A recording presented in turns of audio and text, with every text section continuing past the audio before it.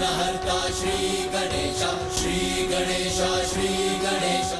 मैं तुम्हें तुम्हारा नाम देता हूँ, भंड कुमार, भंड कुमार।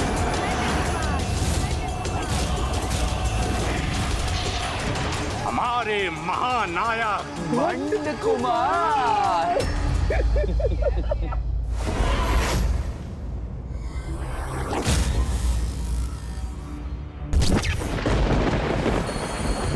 ये किसका स्वर था? कोई अन्य भी है क्या यहाँ? क्या तुम्हें भी कोई स्वर सुनाई दिया मित्र? किसी को देखा तुमने? नहीं मित्र, न मैंने कुछ सुना न मैंने कुछ देखा, और अभी आपके द्वारा यही तो उत्पन्न हुआ हूँ मैं। संसार के भिन्न स्वर और दृश्य मैं तभी पहचान सकूंगा जब उन्हें देखने और सुनने में आप मेरी सहायता करेंगे। नहीं, तुम्हारे शरीर की रचना कर तुम्हें प्राण भी दिए हैं मैंने, तो अब अन्य जीवों के समान स्वयं संसार को देख समझकर अपने अनुभवों के आधार पर अपने व्यक्तित्व का निर्माण करना होगा। गणेश जी की सहायता के बिना तो मैं एक सामान्य जीव बन के ही रह जाऊंगा। उनके सम्मान मुझे शक्तियाँ कैसे प्राप्त हो पाएंगी? नहीं मित्रों, कुछ समय तो आपको मेरे साथ चलना ही होगा। मुझे जीवन दिया है आपने, इसलिए मेरा मार्गदर्शन तो आपका ही उत्तरदायित्व है। आप मेरे कर्ता धर्ता हैं, मेरे ईश्वर हैं। नहीं, मैं तो तुम्हारा मित्र ही हूँ, इसीलिए मुझे मित्र ही पुकारो। एक मित्र का साथ पाने के लिए ही तो मैंने तुम्हारा सृजन किया, क्योंकि किसी के पास भी मुझसे बात कर मेरी जिज्ञासा शांत करने का समय ही नहीं था। मैं तो आपकी प्रत्येक बात सुनना चाहता हूँ, किंतु ज्ञात नहीं आप ही मेरा साथ क्यों ठुकरा रहे हैं। मित्र भी कहते हैं मुझे, और मेरे साथ भी चलना नहीं चाहते हैं। चलिए ना, अपने सबोध मित्र के साथ चलकर मुझे संसार से इतना तो परिचय करा दीजिए, जिससे मुझ में जीवन जीने का विश्वास जागृत हो सके।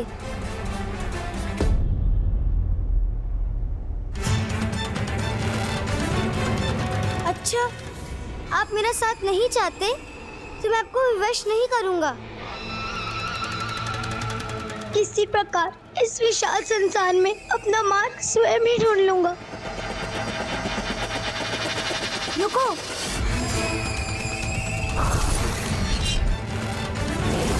मित्र, निराश मत हो मित्र।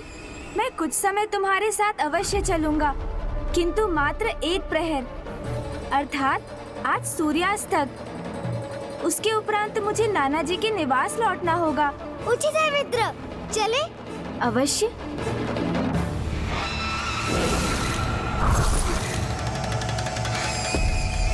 आपसे शरीर प्राप्त किया, फिर जीवन भी प्राप्त किया, किंतु अभी तो बहुत कुछ शेष है। सर्वशक्तिमान जो बनना है मुझे, इसलिए जब तक आपसे अनेकों शक्तियां नहीं प्राप्त करूंगा, आपसे विलग कैसे हो सकता हूँ।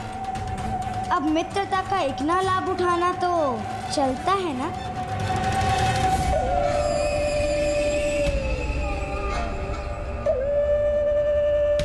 मैंने इसे अपने साथ ले जाना स्वीकार तो कर लिया है, फिर भी मेरे मन में यह कैसा संशय है इसके प्रति। मुझे पूर्ण विश्वास है कि हमारे महानायक भंड कुमार गणेश जी की सहायता से अपार शक्ति प्राप्त कर महाशक्तिशाली महासुर बन जाएंगे।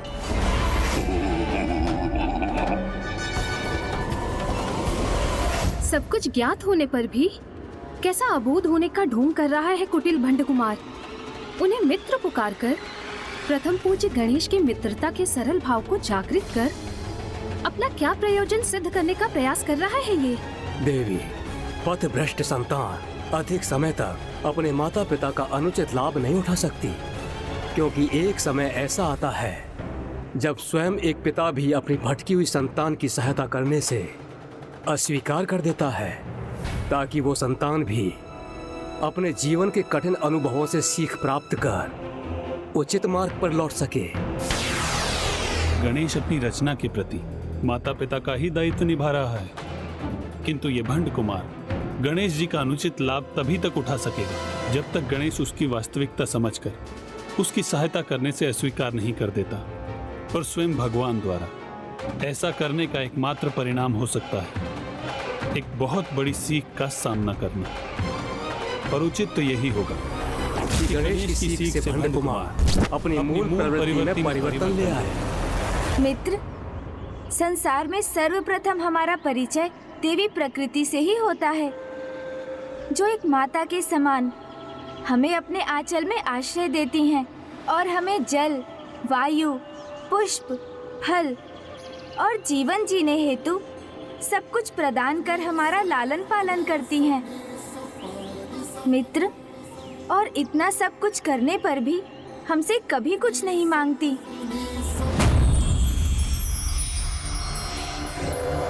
अद्भुत।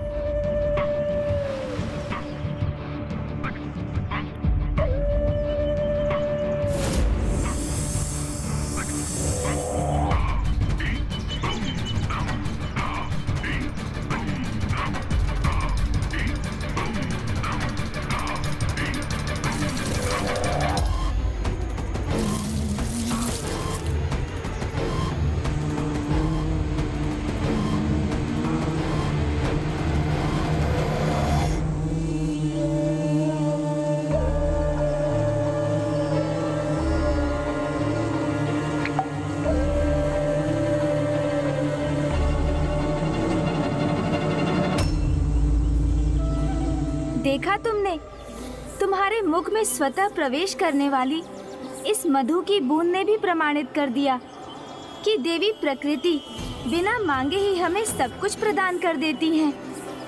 और उनके इस आचरण से हमें जीवन के प्रथम धर्म निस्वार्थ भाव से देने की सीख प्राप्त होती है। वो क्या है वहाँ? वो एक पुष्प है मित्र, जो सर्वाधिक सुंदर पुष्प पद्म के ही समान है। बहुत ही आकर्षक है ये। सावधान मित्र, उस पुष्प के साथ कांटे भी है।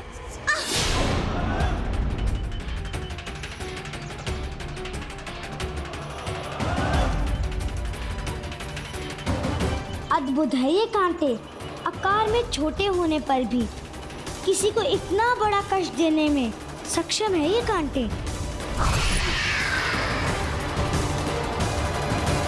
ये तुमने क्या किया? मैं तुम्हें देवी प्रकृति के समान दूसरों की भलाई हेतु अपना सर्वस्व न्योछावर करने की धर्म की सीख दे रहा था, और तुमने उसके विपरीत। प्राप्त कर लिया ना इस पुष्प को, तो क्या बुरा किया मित्र? क्योंकि जब कोई प्राप्त करने वाला होगा तभी तो देने वाले का महत्व होगा। ये तो चलता है ना।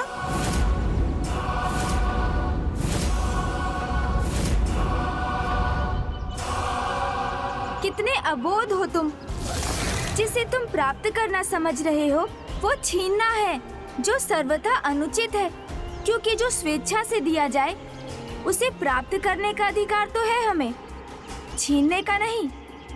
एक पुष्प स्वेच्छा से अपनी सुगंध और सौंदर्य हमारे साथ बांटता है, जिनका आनंद हम अवश्य ले सकते हैं, किंतु उस पुष्प को पौधे से विलग करने का कोई अधिकार नहीं है हमें।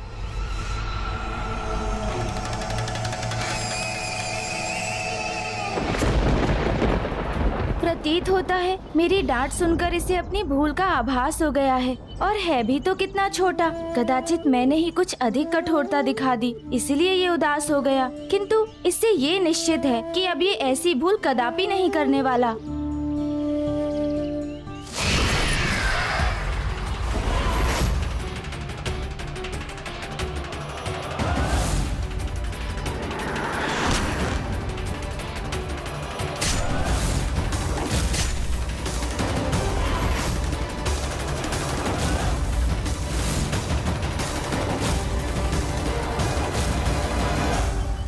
क्या किया तुमने?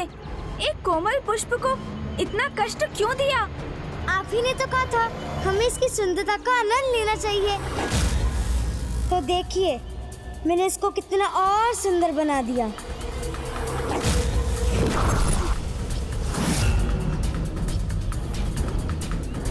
पुष्प को कांटों से छलनी कर उसकी सुंदरता में वृद्धि का आभास हो रहा है इसे।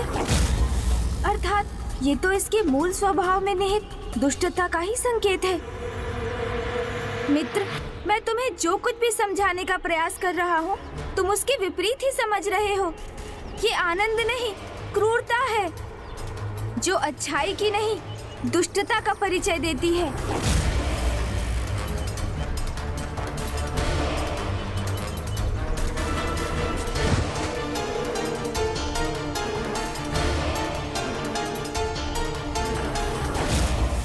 आप मुझे इतने तीव्र सर में उलाना क्यों दे रहे हैं मित्र,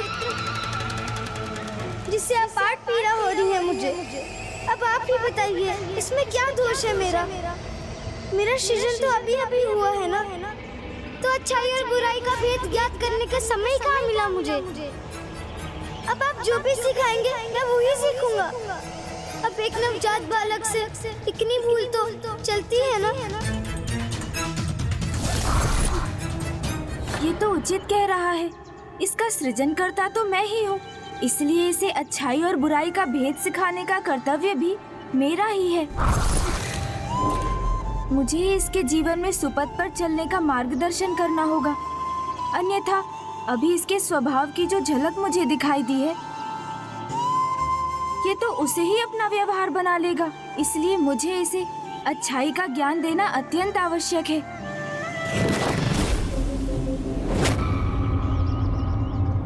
प्रथम पूज्य गणेश जी तो दुष्टता को ही अच्छाई सिखाने का प्रयास कर रहे हैं, जैसे कोई कुम्हार एक पके हुए मिट्टी के पात्र के बिगड़े हुए आकार को सुधारने का प्रयास कर रहा हो।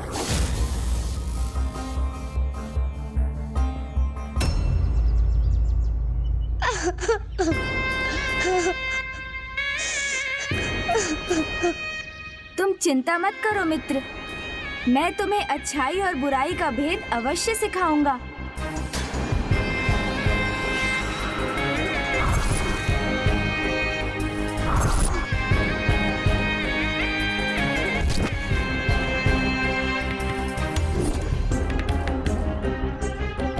आओ मित्र, अब दुखी मत रहो, मेरे साथ चलो। अच्छा, उचित है। सर्वप्रथम अच्छाई को पहचान कर उसे अपने व्यक्तित्व और व्यवहार में आत्मसात करना सीखो। और मित्र, क्रूरता को पहचान कर उससे सदा दूर रहो, क्योंकि वो व्यक्ति के भीतर छिपी दुष्टता का ही प्रतीक है। यदि क्रूरता दुष्टता की प्रतीक है, तो हम संसार के महानतम दुष्ट के अनुयायी हैं।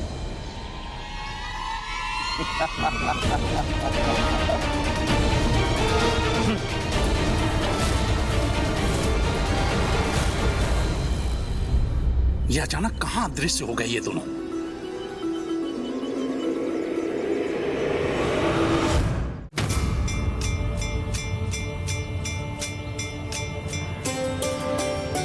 ये आप मुझे कहाँ ले आए मित्र? भूमि के उस भाग पर जहाँ भूमि देवी भोजन उत्पन्न करती हैं। यहाँ से ही तुम्हारी अच्छाई की शिक्षा आरंभ होगी। यहाँ से? यहाँ कौन सीख देगा मुझे? पंच तत्व अर्थात पृथ्वी, वायु, अग्नि, जल, आकाश, अर्थात इन्हीं पंच महाभूतों से उत्तम आचरण का ज्ञान प्राप्त कर हमें इनके गुणों को अपने जीवन में अपनाना चाहिए। और तुम्हारी प्रथम सीख तुम्हें पृथ्वी से प्राप्त होगी।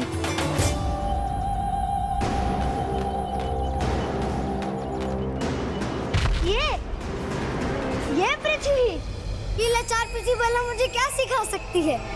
दया, दया और सहनशीलता, पृथ्वी के ये दो महान गुण तुम्हारे भीतर अच्छाई जागृत करने के लिए अति आवश्यक हैं। तुमने माता पृथ्वी को अपने पांव से कुचलकर उन्हें कष्ट दिया, किंतु तुम्हारी इस क्रूरता को सहन करने पर भी तुम्हें अपनी दया से दूर नहीं किया उन्होंने। तुमसे अपने ऊपर स्थित रहने का अधिकार नहीं छीना। और इतना ही नहीं मित्र, वो तो अभी भी तुम्हें और बहुत कुछ प्रदान करेंगी।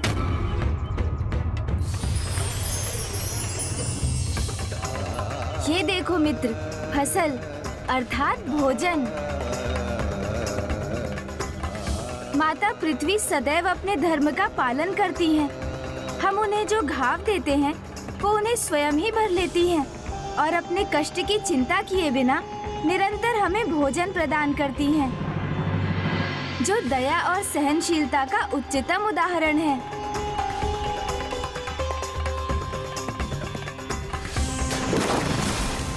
दया और सहनशीलता तो मूर्खता है। यहाँ वास्तविक सीख तो ये है कि लाचार को जितना प्रताड़ित करोगे उससे उतना ही लाभ उठा सकोगे।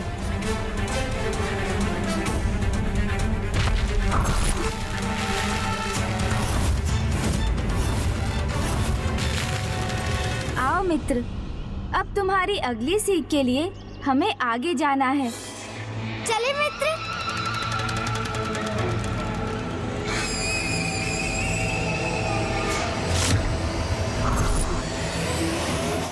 ये असुर तो अच्छाई के उदाहरण से भी बुराई की ही सीख प्राप्त कर रहा है।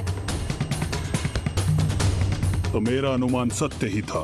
गणेश जी से सुधारने का कितना भी प्रयास क्यों न कर लें, किंतु ये कदापि नहीं सुधरेगा।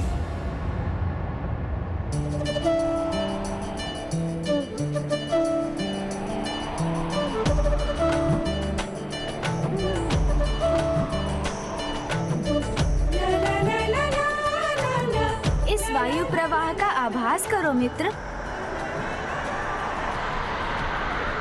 अपनी दूसरी सीख मुक्त पवन से प्राप्त करो मित्र, जिसका मुक्त प्रवाह सर्वत्र व्याप्त रहता है, जो किसी भी जीव जंतु पौधे आदि में कोई भेदभाव नहीं करती।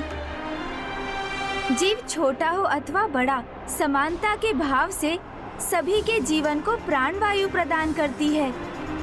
इसलिए पवन से हमें निष्पक्ष भाव से सभी की सहायता करने की सीख प्राप्त होती है।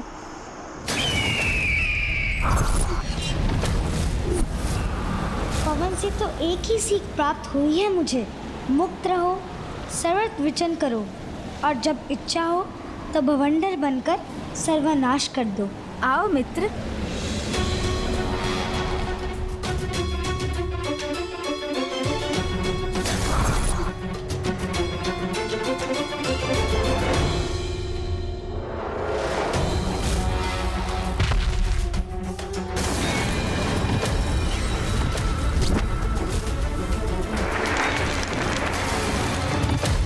चलो मित्र, अब आगे प्रस्थान करते हैं।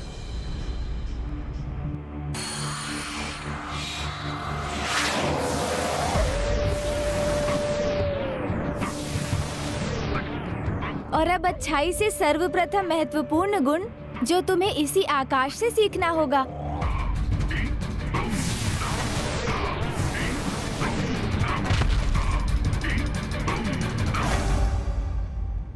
सर्वाधिक ऊंचाई पर स्थित आकाश की सीमा ही अनंत विस्तार तो हमारी आत्मा का भी प्रतीक है, क्योंकि आत्मा भी तो अनंत ही है। और जिस प्रकार आकाश में मेघों के छटने पर आकाश निर्मल हो जाता है, उसी प्रकार सांसारिक मोह बंधन रूपी मेघों के छटने पर आत्मा सर्वव्यापी परमात्मा से एकीकार हो सकती है। अर्थात आकाश से हमें ये सीख प्राप्त होती है कि ईश्वर की संपूर्ण रचना एक ही है। तुम ब्रह्मांड के भाग हो, तो समस्त ब्रह्मांड तुम में ही समाहित है।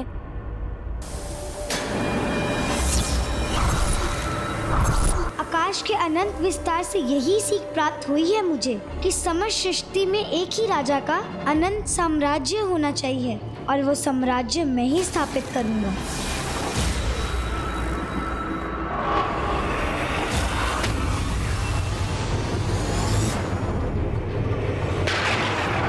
जो स्वयं प्रथम पूज्य गणेश द्वारा प्रदान किए गए ज्ञान को ग्रहण करने में अक्षम है, उससे भला क्या आशा की जा सकती है। इसीलिए इस बालक भंड कुमार के आचरण में किसी सुधार की कोई संभावना नहीं है। गणेश तो उसे सभी उत्तम गुणों की सीख दे रहे हैं और वो उनके अर्थों का अनर्थ कर उनके उत्तम सीखों से बुरा ही आत्मसात कर रहा है।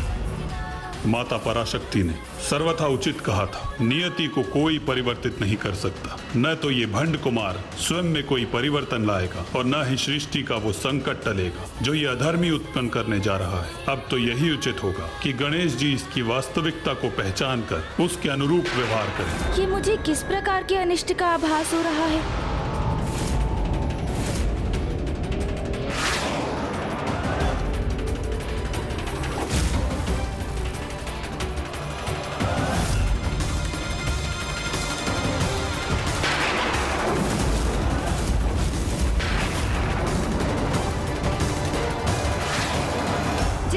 बिच्छू डंक मारने की प्रवृत्ति का त्याग नहीं कर पाता, उसी प्रकार दुष्ट व्यक्ति भी अपने अवगुणों से मुक्त नहीं हो पाता। इसलिए इनसे सावधान ही रहना चाहिए।